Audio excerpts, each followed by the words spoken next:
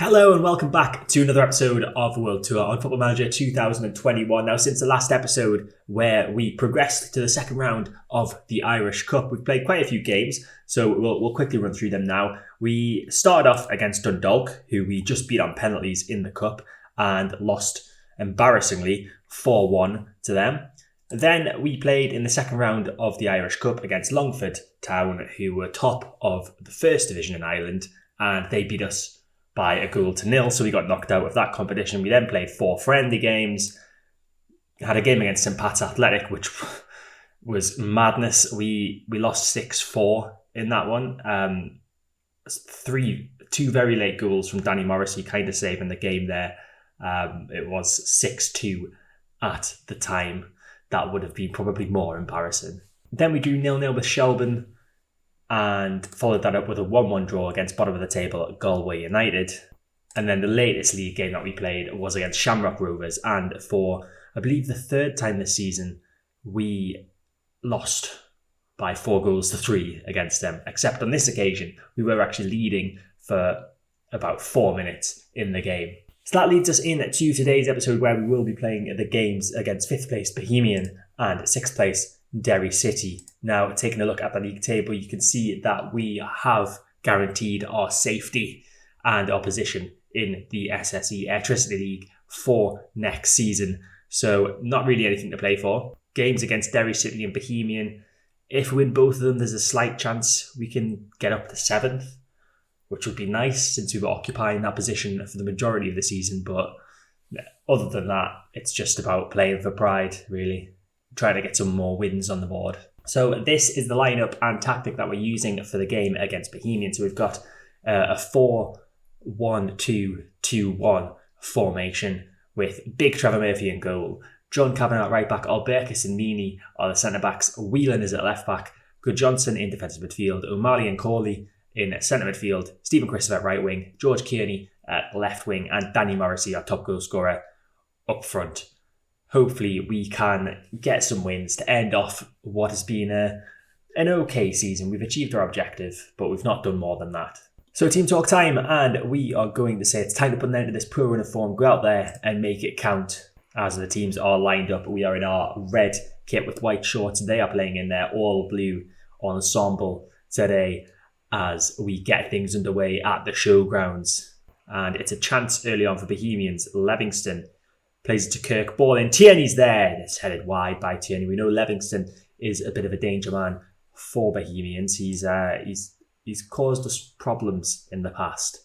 Livingston with a free kick towards Kane, down to Smith, and it's a good save by Trevor Murphy. So we reach half time and we are yet to have a shot on goal in this game, which is not great.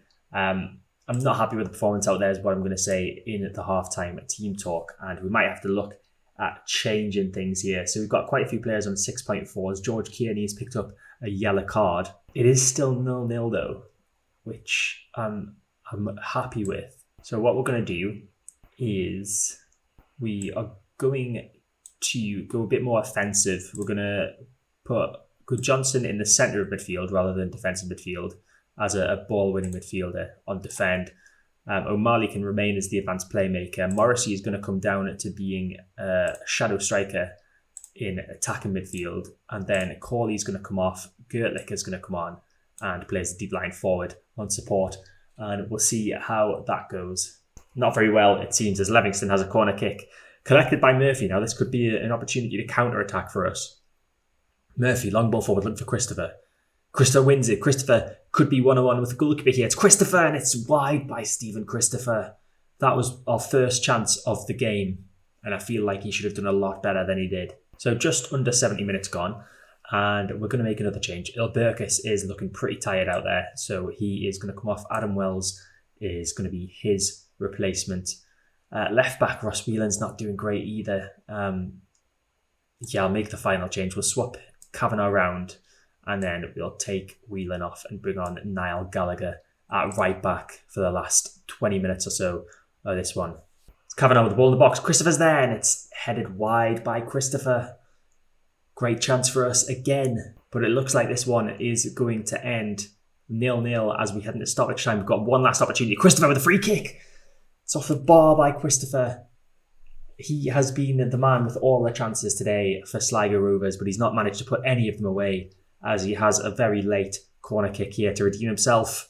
But the goalkeeper comes and collects that, and there is the full-time whistle. It's a 0-0 draw in our first of today's 2 games. Bohemians just, they seem to be the better team in the first half. We seem to get a bit more of the game in the second. And I've just quickly rushed through the team talk. I think I said you were unlucky tonight. I think that's what I said. So up next, our final game of the season against 6th place Derry City. And we now officially have nothing to play for, as we can't even climb up the league table. But hopefully, like I said earlier, we can pick up at least a win from these last 2 games. So here we go. It is time for our final league game of the season. We are the last 2 teams to play our final league game of the season. Shamrock Rovers have already confirmed that they are this season's champions, the 2nd year in a row that they have won the SSE Electricity League. Galway United, of course, relegated and incidentally offered me the job. They sacked the manager with about 3 or 4 games to go and offered me an interview. Not the job, sorry. They offered me an interview. I declined it because it was obvious they were going to be going down, and I'm not doing that again, where I have to try and fight back from the Irish First Division back to the Premier League. So rejected that. But yeah, Galway United down, Finn Harps confirmed as in the playoffs, and everywhere else has been confirmed as well. So Shelbourne, Dundalk and Waterford all go into the Europa Conference League, I believe, for next season. So a few changes made to the starting lineup for this game against Derry City. Alberkis is in need of a rest, so we have dropped him, and Adam Wells has come into the team for him at centre-back. And then elsewhere, Kavanagh has moved from right back to left back, replacing Ross Whelan, who had a pretty torrid time last time out. And then Gallagher has come in at right back. Other than that, no changes to the starting 11 for this final game of the season. Hopefully, we can get off to a winning end to the season, propelling us with more momentum for the start of next season. That's the plan, or the idea anyway. Interestingly, we're playing against a player that is going to be playing for us next season. Thomas Alua is playing for Derry City today. I don't think I've shown you him, so I'll try and get him to show you. Here he is. So 24-year-old Irish national, left winger, can also play at right wing or up front. And he's got 12 passing, which is pretty great. 12 pace as well. Technique of 11, very good. Good backup for our wing positions, really, and even up front as well, even though his finishing's not too great. So, team talk time. And we are going to pump our fists and say, let's give the fans something to go home smiling about to end the season. It only seems to motivate George Kearney. He's the only one that cares about our fans, apparently. So teams are making their way out of the tunnel. We are in our red kit. They are in their green kit. And hopefully we can get a win to end the season. It feels like ages since we last won a game. In fact, I think it probably is quite a long time since we last won a game. So Cogbo, I don't even know what's going on. Rooney has somehow scrambled that in. It was a corner kick from Cogbo. Somebody headed it down, and Cormac Rooney has got the goal for Derry City, arguably against the run of play. But it's 1-0 to Derry. And another chance. Ball in. Headed away by Good Johnson. Could this be a counter-attack? Christopher flicks it on. But we're not going to get that ball back. But we are this time. Morrissey with the ball running down this left-hand side. Needs some support. Holds it up well. Gives it to Christopher. And what a finish that is from Stephen Christopher. He missed a few opportunities in the last game, but this time there was no doubt with that volley. Brilliant assist from Morrissey as well. Running down this left-hand side, holding the ball up well. And then he plays the ball to the edge of the box for Christopher to smash home, left-footed, past the keeper to make it 1-1. So half-time, and we do indeed go in level 1-1. And we're going to say I'm pleased with how things are going. Keep it up. Good Johnson's picked up a bit of a knock, but apparently he should be okay to play through it. Yeah, he seems to be okay now. I think it was a thigh strain. Elsewhere, rating-wise, Kavanagh's not doing great at left-back. He's on a 6.5, which is pretty average. We're not going to make any changes at all. I don't know why I was saying any other changes. We haven't made any changes. We're not going to make any changes for the time being. We'll just start the second half, see how we go. We seem to be playing quite well today. 62 minutes in, we are going to make our first change of the game. Christopher is looking pretty tired out there. We will bring Shall we bring we'll bring Morrissey to right wing, and then we'll bring on Sven Gertlicher, who has scored a few goals for us this season off the bench. 73 minutes gone, and I think there's a chance for Derry City here. So it's Parr with the ball, gives it to Gunn on this right-hand side, looking for Parr again. It's a bit behind him though.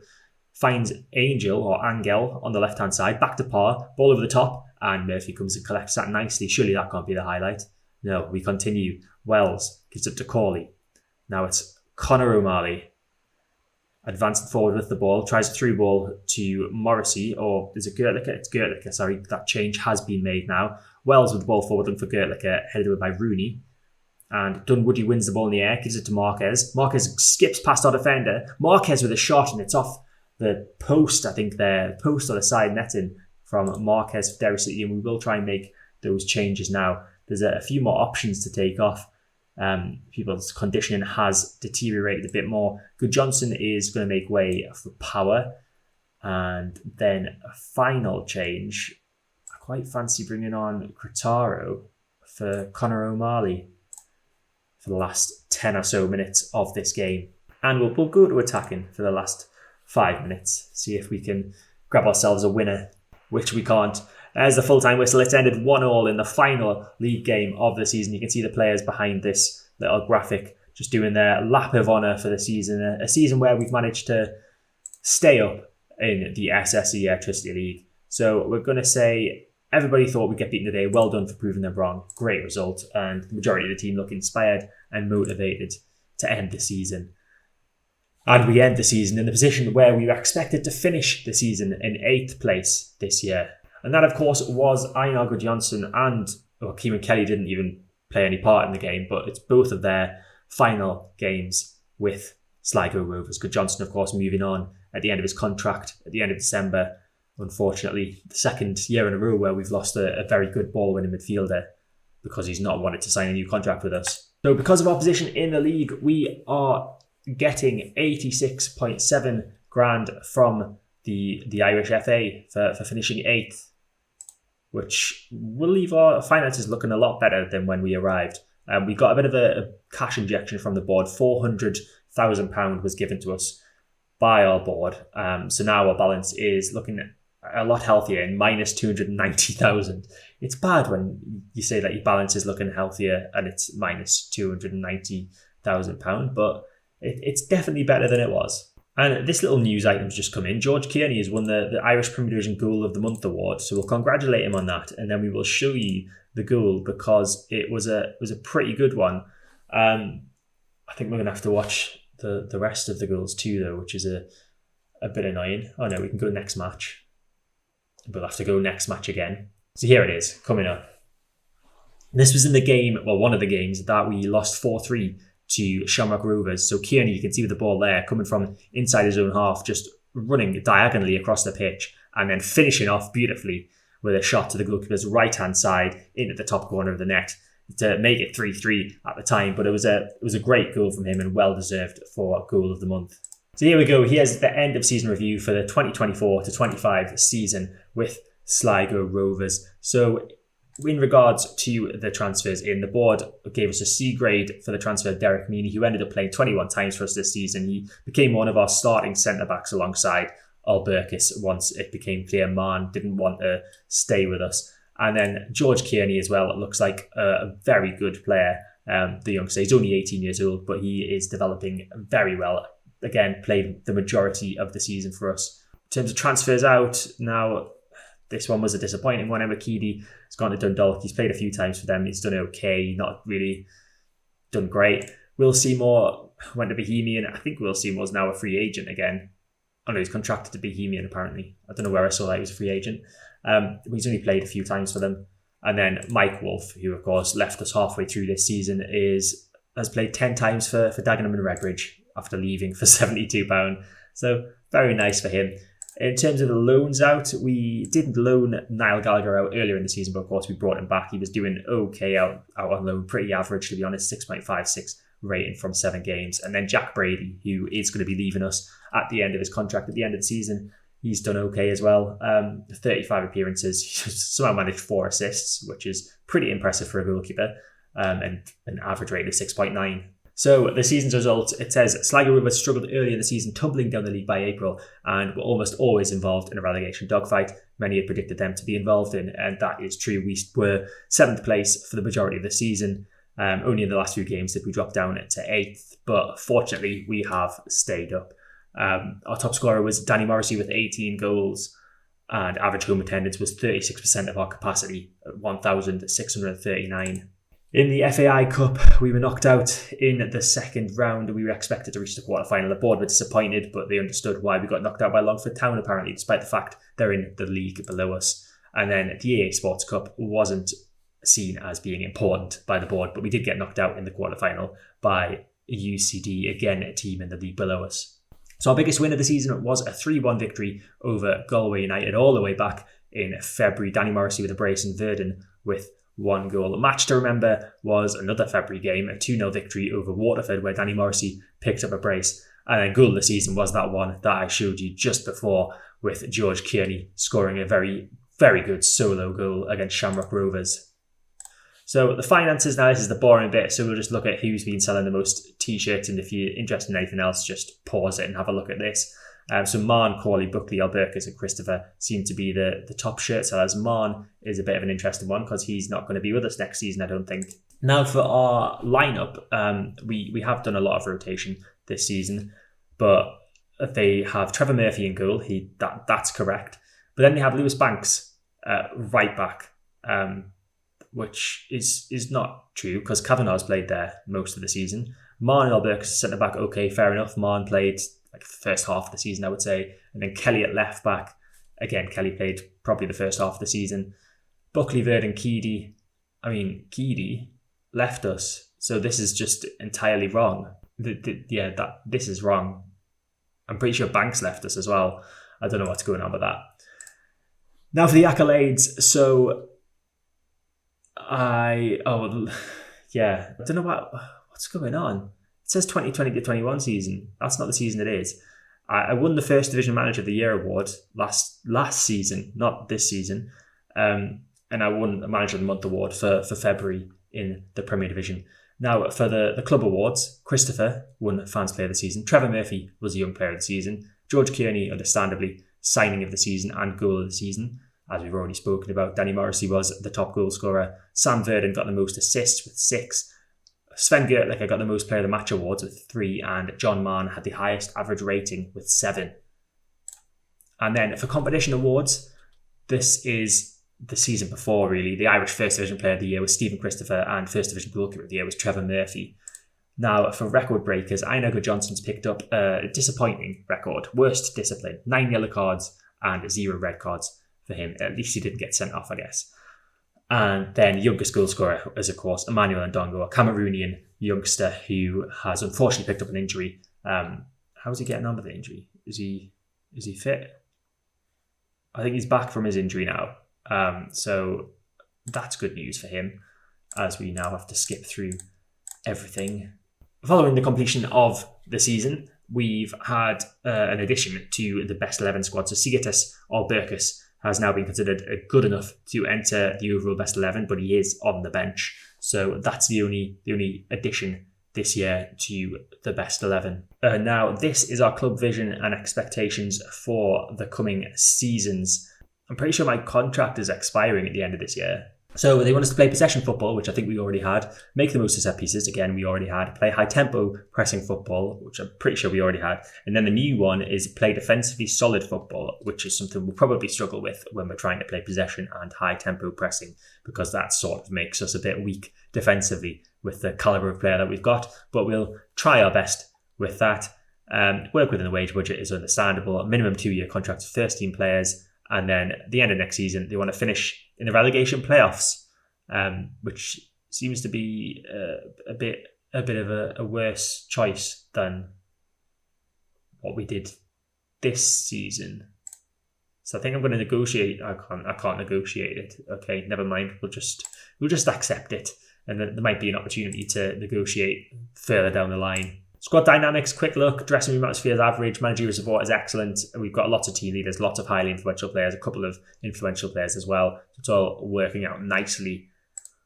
And now it's time for the team meeting. where it all goes wrong. So we're going to follow what our board said, and we'll say you all deserve to be congratulated for staving off the threat of relegation this season. We're going to work hard to make sure we avoid relegation, even if it might be via the relegation playoffs next time around. And John Marn says staying up is going to be a huge challenge, but one I know this squad are up for. It's exactly the sort of reaction I was after. It's going to take a lot of hard work and effort to stay in the division, but I know we've got what it takes. Brilliant, nice positive stuff. And now I need to discuss some promises. So let's have a think about changes. I think I'm bringing some defenders in. Oh, you're not bothered about that promise. Okay. I'm bringing some attackers in. Oh, no, not too bothered. I'm prepared to accept suitable offers for any of you if they come in and you want to leave. So there's a few people that are very happy about that, which suggests that they don't want to play for us anymore. So I'll end the meeting there. It's a pretty neutral reaction from most, apart from those that want to leave, apparently. So the season is over. There's a few incoming signings that I don't believe I've shown you. I'm pretty sure I showed you Dara Fox and Adam Rooney. I might have shown you Jack Cantwell as well. In fact, I think I did. So it's just Daniel O'Reilly, who is another defender. He can play at left back and he can play at centre back. He's got 13 heading, 10 marking, 10 tackling. Very good player. We would probably be playing him at left back, I imagine. It's a bit unfortunate. He can play left wing back, but it's a bit unfortunate his crossing's not higher, the 30-year-old. But he's a free transfer. His contract's expiring at Cork City, and he looks pretty decent. So I just thought, why not? And then, of course, the other person is Thomas Alua, who I showed you earlier on, joining on a free transfer from Derry City. Finally, for this season, let's take a look at the players that currently will no longer be with us next year. So John Mann is currently wanted by Shelburne, apparently, who are of course a lot better than us. He didn't want to sign a new contract, so there's nothing we can really do about him. Gary Buckley is 32 and is out for between 6 weeks and 3 months, so he is getting released as well. Kieran Kelly is obviously moving elsewhere. Where was he going again? Longford Town. He's going to, I think they're newly promoted, Longford Town, so we will be playing against him next season as far as I'm aware. And then Kevin Coffey, Mark Coyle, Jack Brady, all on the transfer list. Jack Brady, of course, been out on loan this season. They are all leaving us. Einoga Johnson moving to Longford Town as well. They're going to have a decent side next season. I reckon they're probably going to stay up quite easily, to be honest. And then Sean Martin and Mikey McGlynn. Mikey McGlynn is our backup goalkeeper. I kind of want him to stay, so we'll try offer him a new contract. He's not interested. Cool. Brilliant. And then these green players are just, they were part of the youth intake, but apparently not very good. So that is it for this episode and for this season. I believe our third season in charge of Sligo Rovers. Hopefully looking ahead to the next episode and to next season, we can push on and try and get a mid-table finish, possibly push for European places. There might be a few more transfers made as well, but we'll bring you that in the next episode, where we will play our first games of our second season back in the SSE Airtricity League and cover any transfers in or transfers out, any incomings or outgoings. But that is it for this episode. I hope you enjoyed it. If you did, make sure to hit the like button, subscribe to the channel to get all my content when it comes out, hit the notification bell to stay notified, and I'll see you next time.